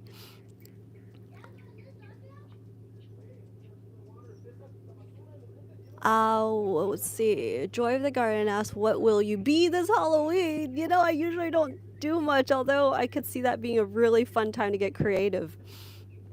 Um, I guess if I were to, uh, did I once think I wanted to be like, I don't know, a seaweed or something? Like just like, I don't know, a blob of seaweed. Uh, what was it? I have been like some sort of, I don't know, like Mother Nature or something. Maybe I can be like something really bloody, but use like beet juice to paint myself. I don't know. I don't usually go out on Halloween, so I don't really dress as any. What do you guys think? Like I think Halloween is more like a time, like fall is one of my favorite seasons. I think I'm a little sad that as we approach winter and then the daylight is getting shorter, I feel like it takes a toll on my garden sometimes. But aside from that, just the feel of it, it's like more cozy. And for like photography, or just scenic wise, autumn is one of my favorite times of the year. So I think of like autumn when I think of Halloween.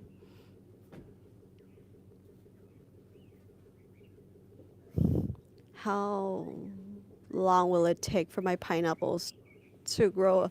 Pineapples, I want to say 18 months roughly, so sometime between a year and a half, give or take. Also, if you take so if you cut the pineapple tops and you rooted that to plant, it would actually give out fruit slower than the offshoots, like the pups that grows like along like the side, those little plants that shoot out from the sides. If you take that to plant it, I think it's like a little over a year. Yeah.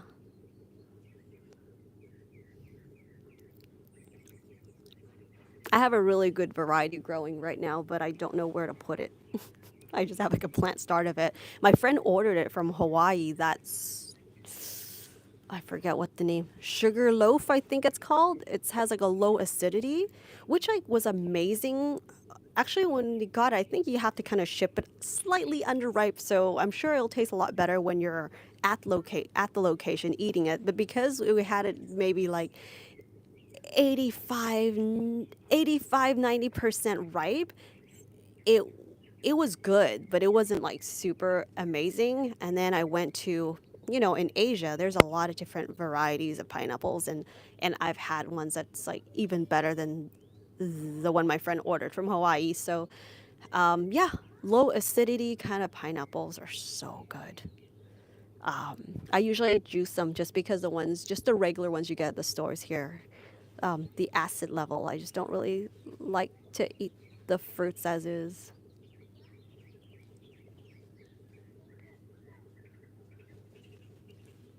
Let's see if I can't say your name. For for Daisy, is that how you say your name? Web developer, yeah. I am not the girl who quit her job, and no, that was not me. That's cool.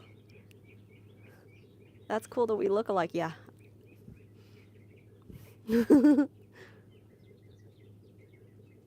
would make a wonderful sunflower. Thank you, Louiski. I do love sunflowers. They're just one of those cheerful plants. They have like ones that's called teddy bear. It's so gorgeous, so adorable too. It's got like more petals to it. It's like a double petal one. I love those. It's hard to like. I one time, actually a few times, I try to grow sunflowers for the seeds and then like sprout them as like sunflower like microgreens. But I always forget to protect them because the birds love those sunflower seeds. They get to them before I could. And then like that whole viral thing about like eating, like grilling up or roasting that sunflower. I want to try that, but I can't ever get to up to that point. We have to really make room a little bit for a sunny spot to hopefully try it next year. I want to know what that tastes like. That must be so good. Have you guys had it? There's a mosquito right here. Let's see. Yep, sugar loaf. Yeah, it's supposed to be amazing. It was really quite good. But it didn't reach amazing for me because it wasn't fully ripe. So Raz says, I just made pumpkin soup. One of my, oh, yum. I love, that is one of my favorite pumpkins. Kabocha, yeah. Actually, that was the pumpkin, I guess, variety I grew up eating. It has a really good texture. And it's a little sweet. You know what's really good too? We've made like a sweet kind of variety. So that variety of pumpkin, the kabocha pumpkin, we blend it with a corn as the sweetener. Just drink it as like a hot sweet soup because Chinese drink a lot of like hot stuff. But I love that one. If you like sweet, I don't know, sweet thick soup stuff, you can try that. Let's see. Ooh, I missed that one. I couldn't see what you were. Nope, went up, gone. Okay. Edwards said, "Oh, hi. Hi, Edwards. Glad to be helpful." I'm just kind of sharing my experience. I never really know if I'm like being of any help really, but I just enjoy doing this. Uh, but I'm glad it's helpful. Self-sufficient. I try to be as much as I can. I'm more like an urban, yeah, tiny urban homestead. Yeah, hey, I mean, you know, I think I was like terrible at sports when I was like young, right? And so nobody would want to pick me to be in their team, but I bet if the world is going down, someone's going to want me to be on their team. At least you won't starve. Hopefully there's sun and water. Otherwise, um, Yeah, screwed. See, I grew a mammoth, oh my gosh, mammoth sunflower in a 5 gallon bag. Wow, 15 feet plant flower was like 24 inches diameter. That's crazy. That's amazing. Whiskey, what kind of fertilizer do you use? That's amazing. Yeah, some plants, believe it or not, don't even need a container that big, especially for annuals or more like if you're going to constantly feed them, it's not really an issue for them to be in a small container.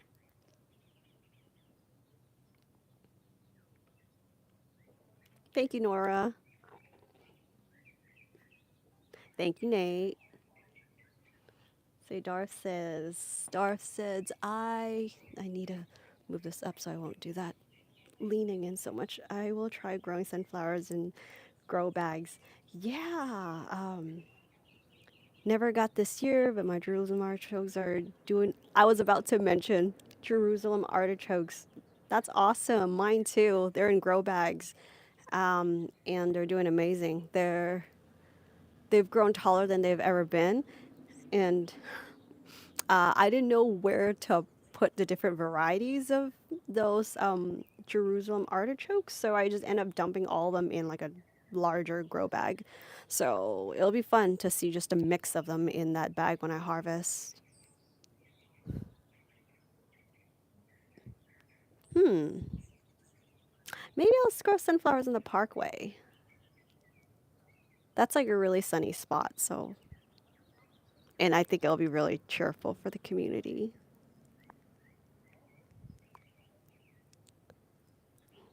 Nate says I love Alaska Fish 511. Awesome. Yeah, I think I have some sort of fish emulsion from like Alaskan. I forget. It was something with Alaska on it. I think I remember. Yeah, those are good. I remember going to just like a lot of farmers markets, and the guy that I used to help out was selling. He usually has like the most tasty fruits. Like if anyone's like, if they're like, if he's selling the same fruits as other vendors, he's usually the one that has like the better tasting ones.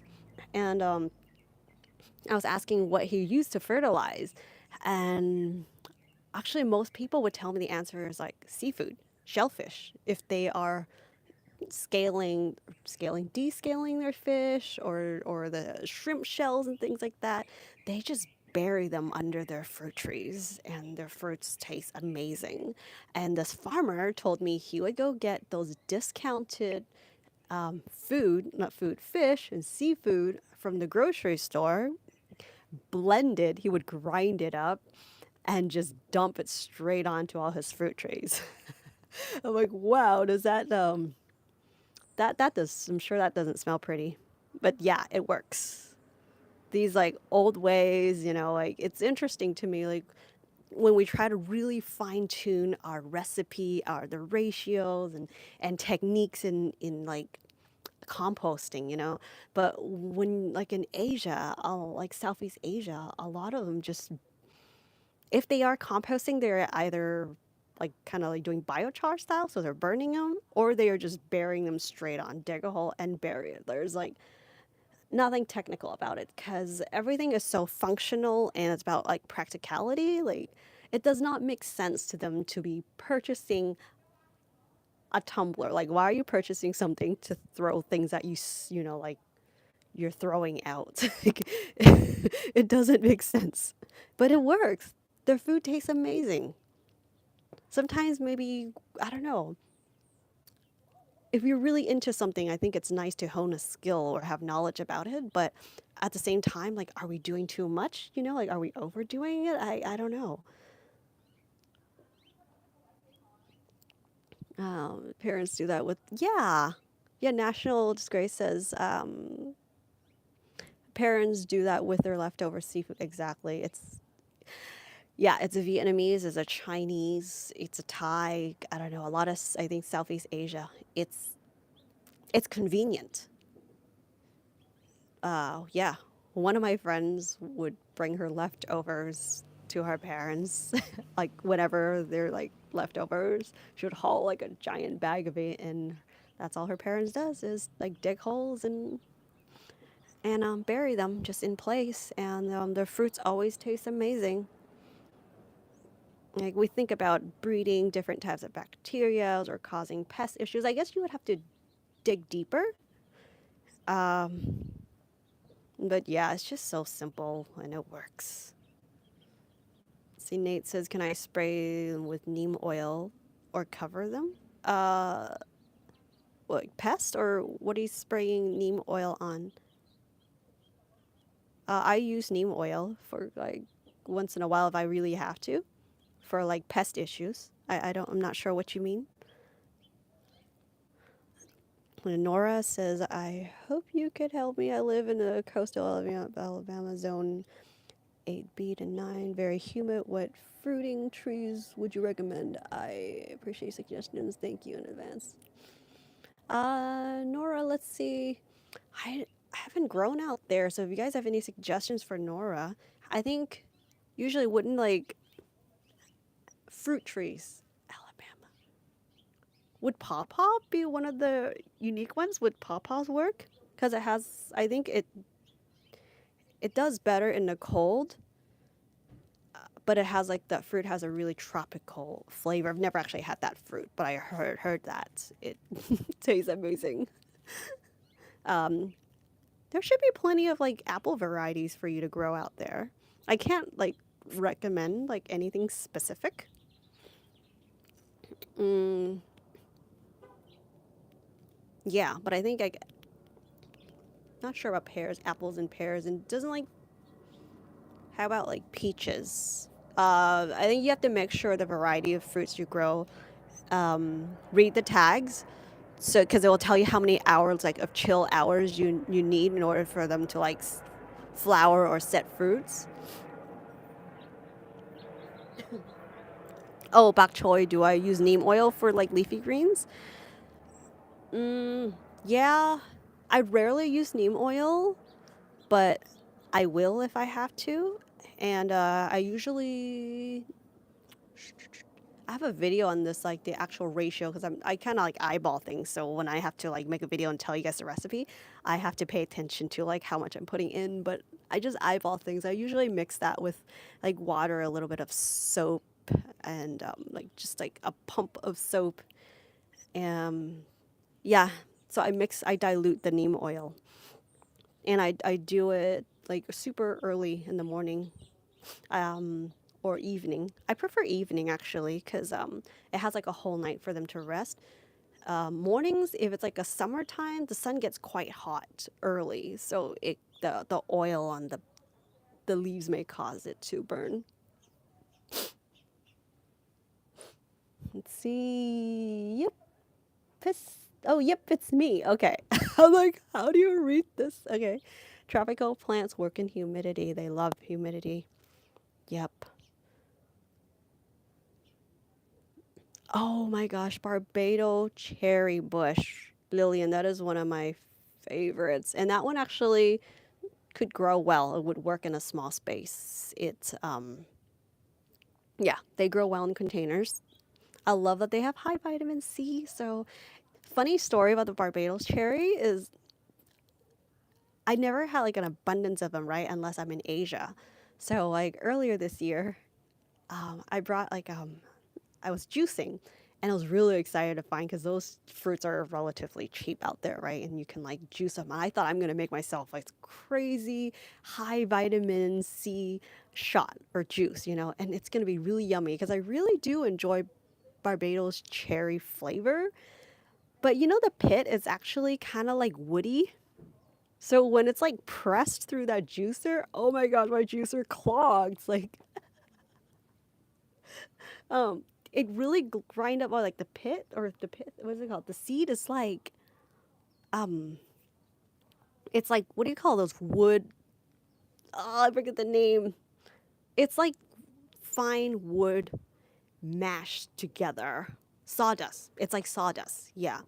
So so I got the juicer clogged, But what's really convenient about Vietnam is that usually there's like handy people and like shops like all around you. You just like literally you pick up the juicer and you walk down like the next alley over or across the street and you're like, "Hey, come help me fix my juicer."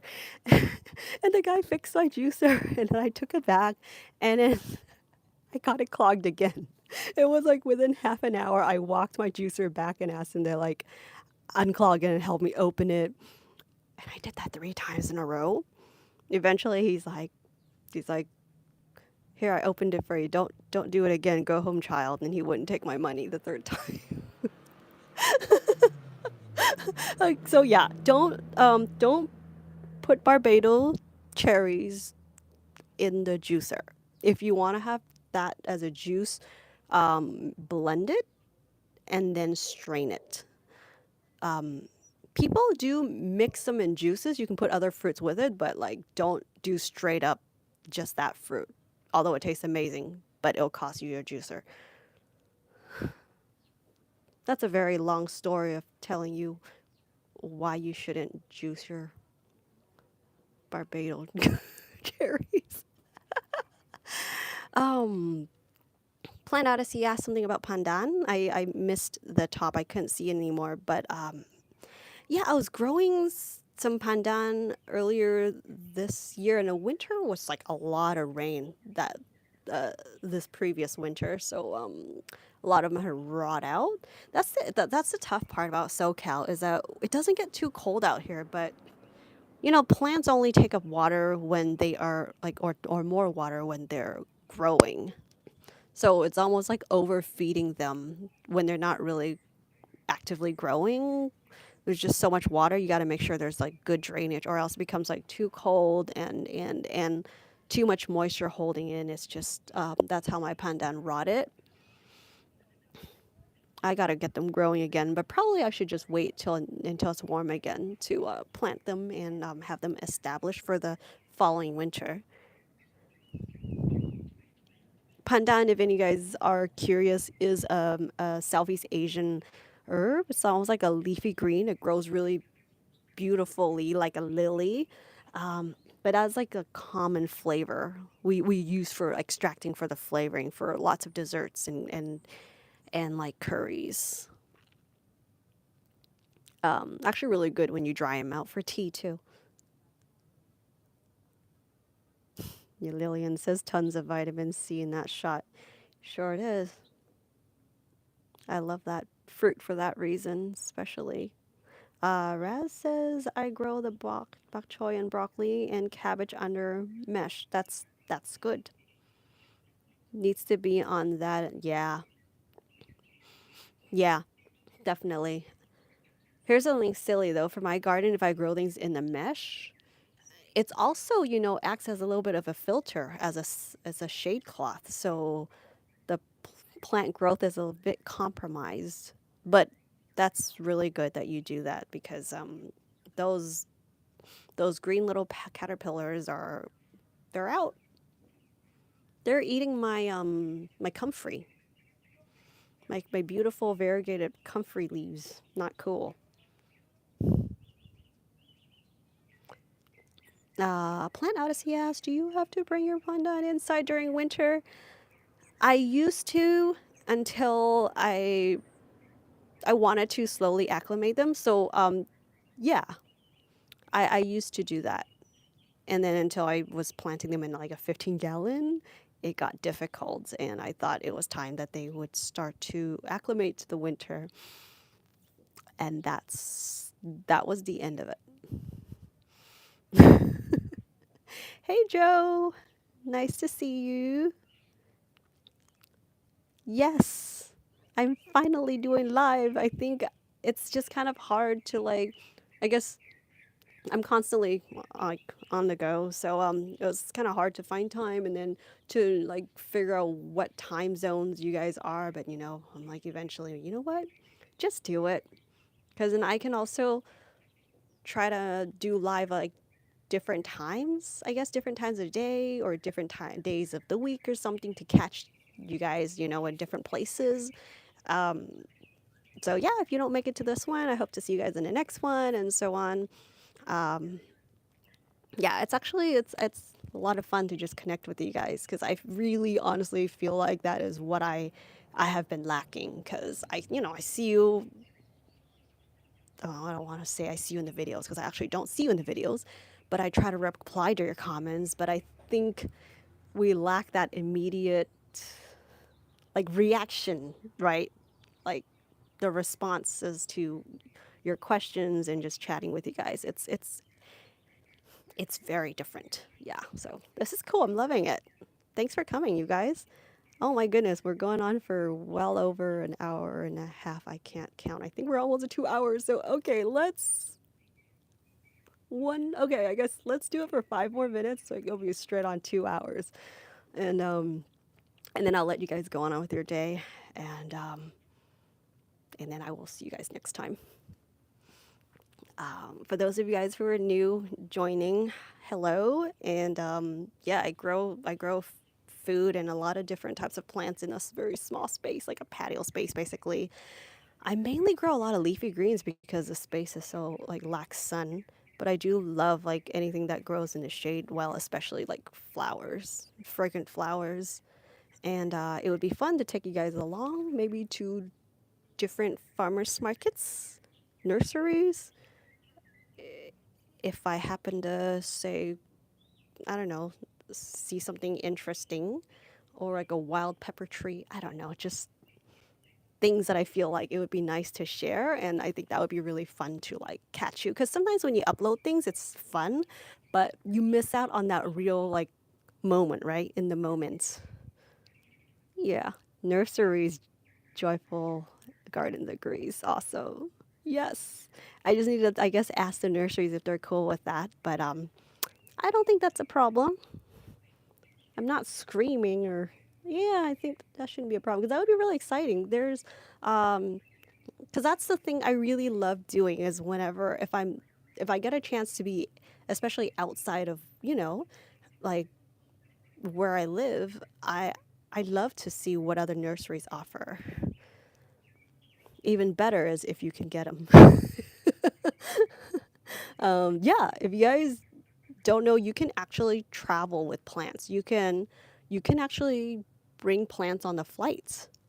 So just they'll just look at your bag and like maybe ask you, or they look at your bag, but usually like they just let you go. So like I love visiting nurseries if I'm like out of town or out of state or something.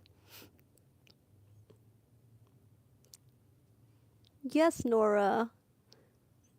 Thank you. I'm so glad it's helpful. Yeah, I mean, I would say for beginner gardeners, you just got to get started. It's it's kind of like anything that I do, like that I want to do and think about and be like, man, I wish I would have done it because if I got started on something, I would have learned by now. Or if there were mistakes, I would have made those mistakes and learned from them by now. So just get started and grow something you enjoy. Start with something you enjoy. Hopefully, it's something quite easy too, so it wouldn't be discouraging. I think my very first plant was like something my grandpa gave me. It was like a related. It was a cacti related to dragon fruit. I think it's called like Queen of the Night or something. I forget. And he told me it was so special. It only opened at night, where like the kings would travel back in China would like go travel in the middle of the night, like sail like his boat to cross the river to see this flower in bloom. And I was like, wow, this is so special. I have to take care of this plant. That was my very first plant. Do I grow betel leaves? Ooh, Lillian asked if I grow betel leaves. Yeah, is it the one that like Vietnamese eat, like an herb? I love that plant. Ooh, you know what? I need to get that again, actually. No. After I cleared out one of the space for like to put a raised bed in, I didn't see it growing back again. It's actually a hardy and spreading plant, but yeah, it didn't regrow for me, so I need to get that again. I do enjoy that one a lot. Very good fragrant herb. Let's see. Plant Odyssey says, yep, the plants go. Yep, they do go through the x rays, but I brought a few plants. But yeah, Awesome. Yeah, it's always so much fun to bring. Like, I love the idea of like plants like having stories, like you just remember that time, however you however you collected those plants or planting it for someone or plants just awesome like that. They always make you feel better too, just like calming yet exciting, like the beautiful can't see. What is it? Oops. There you are. This is a double petal hydrangea. I love it so much. Surprisingly, is it hydrangea roots or the leaves? They can make it as tea for medicinal. I don't know. I really know nothing about it, but it was cool to know that. In herbal medicine, there's just almost like most things are almost like usable in some sort of ways. Uh, I wouldn't want to take the roots of this though. This is too beautiful. But yeah, plants definitely lighten your day. Oh my gosh, we're going on 120-minute mark. Oh gosh. Okay, let's see. This is so crazy, you guys. Okay, I'm gonna wrap this up. Um, let's see. It's probably the easiest thing to make the heart feel full in the morning is the first place to venture out. Yes. Yes, that's true, Joyful Gardens. The first place you venture out in the morning, the first place you venture out to when you left home for more than a day.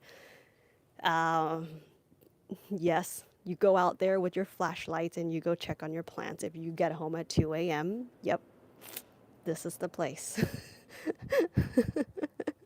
And I think at least even if you're obsessed with your garden, it is still a more healthier obsessions. I hope you can agree with that. You're farting. All right, guys.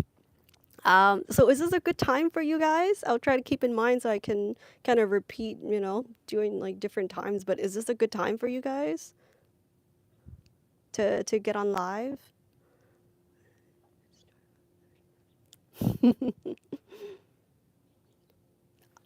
Awesome. Yeah, because I think a lot of you guys are also like out from the East Coast. Cool. Thanks, Absurd Nerd. Awesome. All right. Thank you, you guys, so much. We shall do this again. And hopefully we can do like field trip day or something sometimes. All right. Thank you so much for joining. Oh my gosh, I can't believe you. Thank you, thank you. I'll see you guys in the next one and probably next video. All right. Bye, guys. Have a great day. Enjoy the garden and thanks, Enoch. Thanks for sticking around. Have a great show, you guys. Head over to see Enoch's at 11. Put a link below, Enoch, so they can go join you in your awesome interview. All right. See you guys. Bye. How do I end this? Bye, bye, bye, bye, Nate. See you guys. Thank you for coming.